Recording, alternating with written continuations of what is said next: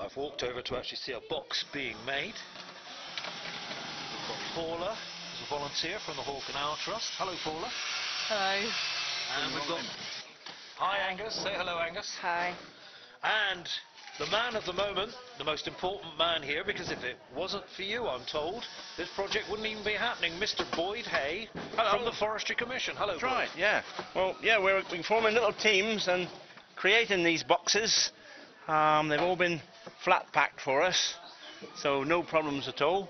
Now, how did you come up with this idea in the first place? Well, in the past, the Forestry Commission had Hawk and Owl Trust boxes, but over 20 years they've deteriorated, so we decided it was time we had new ones. So with a bit of consultation with Chris here, we've luckily come up with a whole new set, and they're going to be erected in the forest, and we can monitor them and just see what is going on. Hopefully how owls and kestrels and possibly anything else can use them. One of the things that's very impressive here is the fact that this has all been made available through funds from Exmoor National Park. It's amazing that all the organisations, we've got Crown Estates here, we've got Forestry Commission, you've got Hawk and Owl Trust, you've got members of the public here. Everybody seems to work together. Well, that's what it's all about in the countryside, and that's how things will continue. We hope. Thanks a lot, Boyd. Thank you. Here.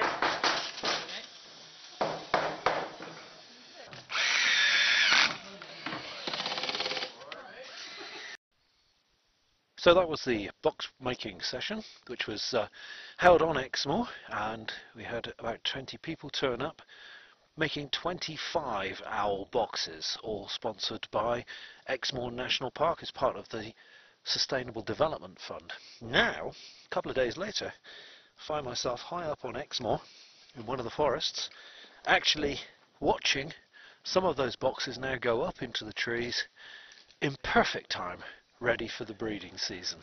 So the beginning part of February is an excellent time to be putting up boxes.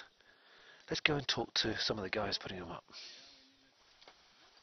One of the foresters is harnessed up to the tree, sending the ropes down.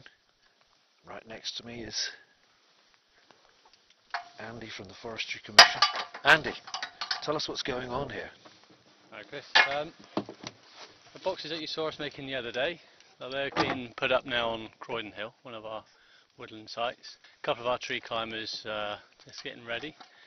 We'll get the box roped up and then fixed probably about 4 metres up, overlooking, it's on the woodland edge, overlooking an area of rough grassland, an area that was cleared within the last 6 months and will be kept as open habitat.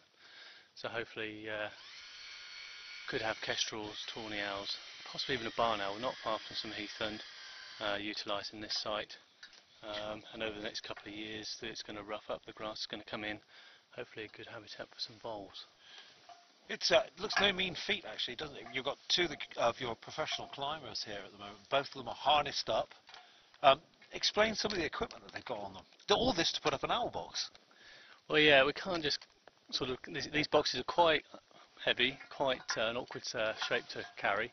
So what I got is, one of our guys, they climbed up the ladder, they've roped themselves into the tree, and they've got a drill so we can put in a couple of coach bolts.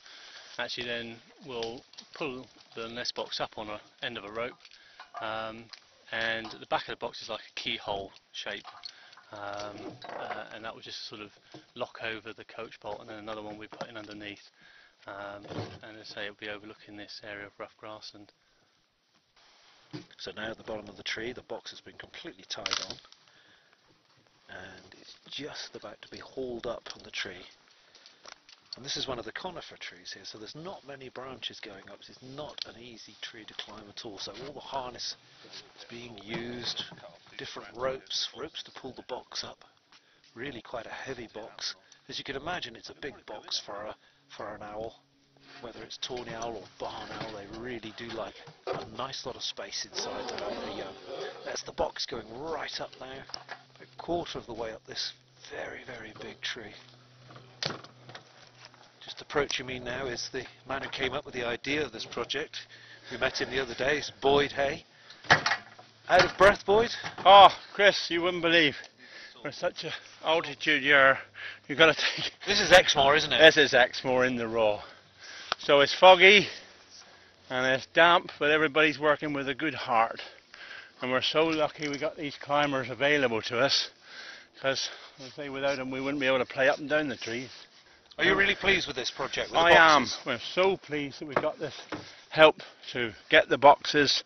We've got a working relationship with the Crown, Exmoor National Park. Everybody's working together so that we can monitor just what we got on the hill. And it's yeah, it's a game of wait and see now. Not long to wait though, is it? Oh no. A couple of months? Well, they should be looking already. They should be courting and looking for sites. So within a month, hopefully, something will be happening there. So you've made a nice home for a few courting couples. Oh yes, not the first, but, but yeah, we're well up for anything that wants to come here, because say not only tawnies but other species can use the boxes. As Andy was saying, kestrels, That's barn it. owls. Absolutely, they're all here.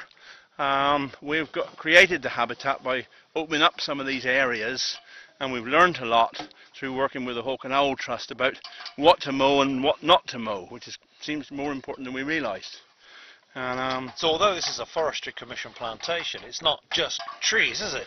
absolutely not. I mean, these open areas not only create feeding areas for the raptors, but in the summer you'll be delighted to come up here and see and hear the nightjar.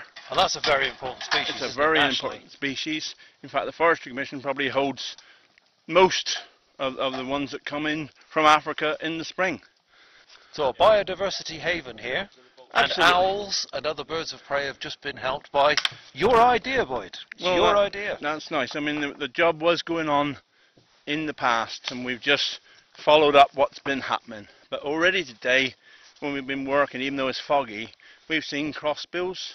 There's all sorts of stuff up here living in the forest. People only got to come here and they will see it. There's no question about that. And that's it. The box is up the tree. And a wonderful box. In fact, it looks to me, Boyd, a little bit like if we had any flying terriers, it would make a wonderful A supersonic kennel that would make. But